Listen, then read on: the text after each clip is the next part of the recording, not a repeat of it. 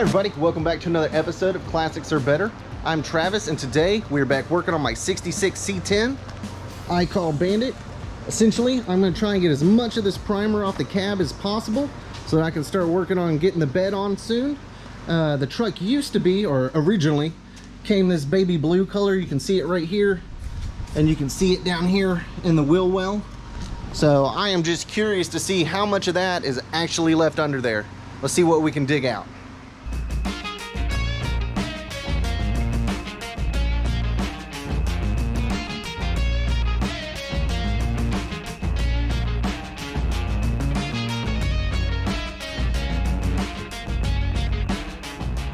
So again, what we're doing today is to see what is underneath all this primer on the truck. It was originally blue.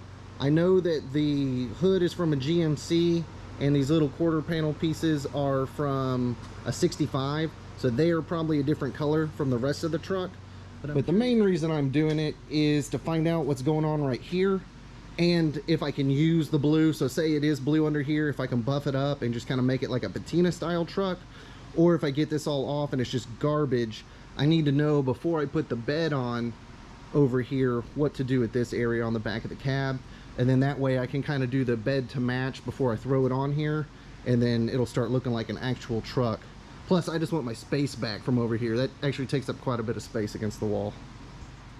Alright, so far as materials, pretty easy. Just using some 400 grit sandpaper, some super fine sanding blocks, and some 800 grit once I tear off most of the primer with the 400. Again, the goal is to see what's under the primer, so I don't want to go too coarse and just rip straight through the metal right on the first try. So I'm going to kind of massage it and see what we can find under there. It may just be primer on top of metal or on top of bondo, and then it is what it is, but kind of defeats the purpose. So I'm going to go slow and try and get the best results that I can. Got the other two cars protected from the ridiculous amount of dust that's going to kick off of this. I should really be outside, but it is literally 100 degrees outside, and I just don't want to do it. I'm tired of melting. I'm melting now inside with all my fans going, so I really just don't feel like going out in the heat to do this. But that would be the smart idea because this will kick dust everywhere.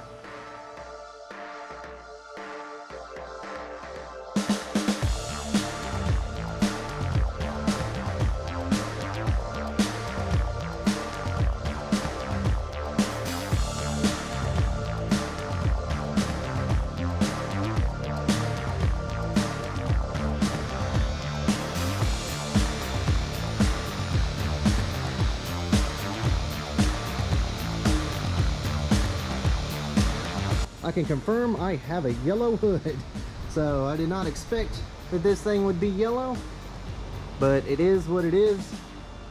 Now I'll just have to wait and see how the rest of the truck turns out. It's pretty much zapped all my time for today, so we'll have to finish the rest of this a different day. Hey everybody, welcome back to day 2. So it has been raining all day long, but it's finally stopped enough that I can get out here and get after it. Quick word of advice is wear like a respirator or a really good mask while you're doing this. I did not yesterday, so I was breathing in a lot of that primer, and I did not have fun last night or this morning just hawking stuff up. I'm sure it's unhealthy, but it's also really annoying. So just wear a respirator or mask or whatever, you know, make it easier on yourself. But the plan right now is to see how much of this we can get torn off today.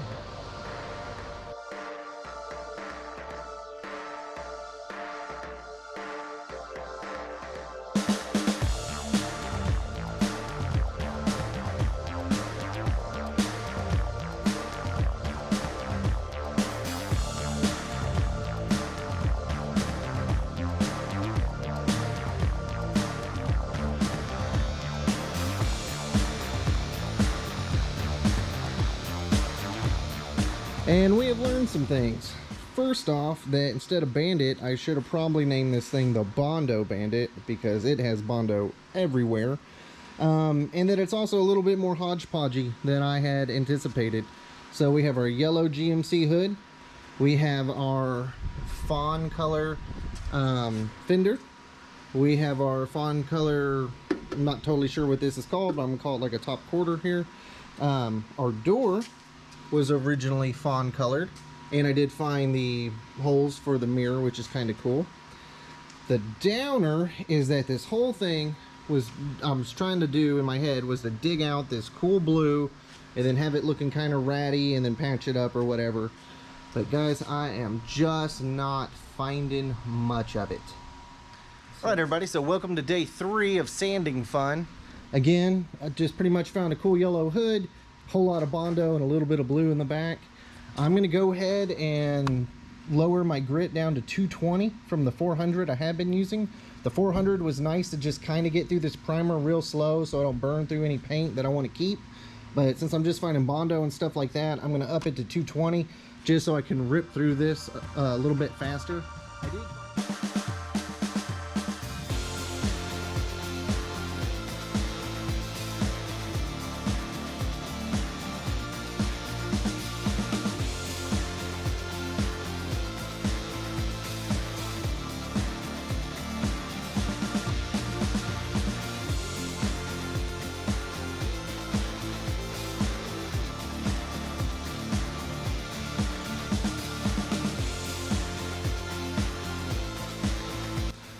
So I am thoroughly worn out. So that is the end of day 3.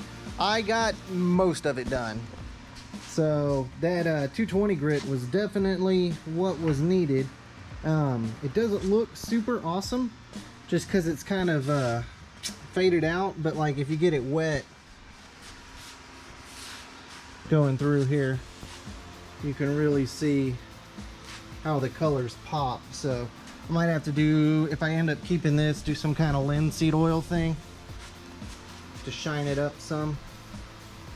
So I am right now unsure of what I'm gonna do. So I will sand on this just a little bit more, but these doors are killing me with all this bondo. I mean, I knew they were dented up a little bit, but you can see I peeled this piece off of just bondo that's probably an 1/8 inch thick from right here.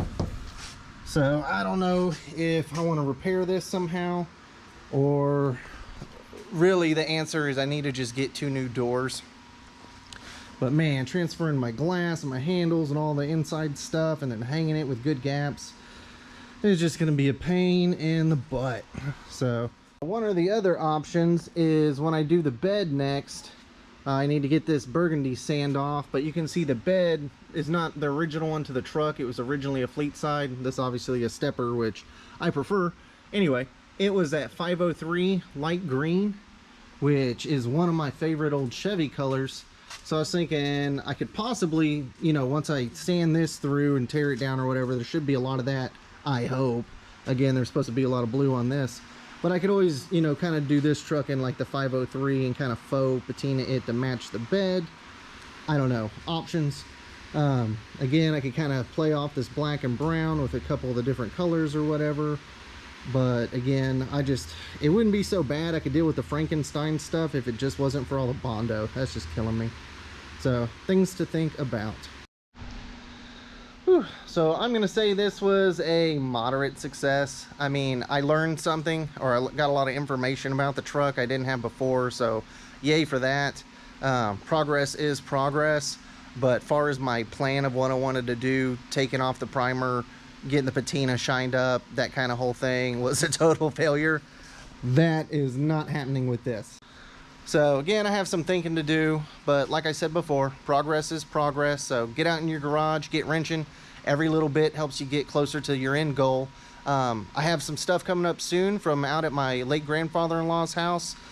So I am almost done fixing up the trailer, so that'll be a new video for you. And then as soon as I get the winch and stuff on that, I'm gonna go out there and get that 77 Dodge D100, and we'll start tearing into that thing and see how that project goes. So I'll also have more stuff coming up soon on the Impala and the Camaro. I have some shop equipment ordered to kind of help facilitate those next projects. And like everything else in the world, it has just been delayed like 8 weeks now. So I am waiting. Hopefully I get it before Christmas. I'm supposed to get it at the beginning of September. But that'll make a huge difference here in the shop and totally help stuff out. So you can probably figure out what it is, but I want to kind of keep it a surprise for when it does happen. But anyway, lots of new content coming, y'all.